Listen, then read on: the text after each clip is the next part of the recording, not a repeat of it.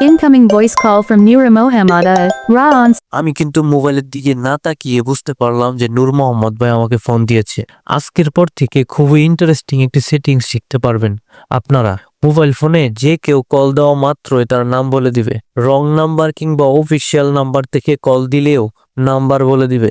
আমরা অনেক সময় দেখি মোবাইল ফোন পকেটে কিংবা মোবাইল ফোন একটু দূরে রাখতে হয়, ব্যস্ততার কারণে সেই মোবাইলটি ধরতে পারতেছি না।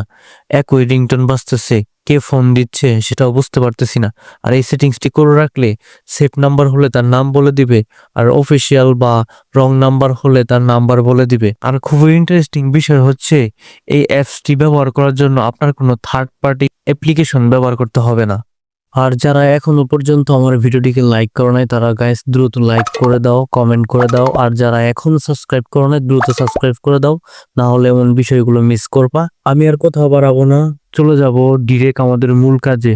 আর এই কাজটি করার জন্য আপনারা যে কাজটি করবেন, আপনাদের মোবাইল ফোনে ডায়াল প্যাডে চলে আসবেন।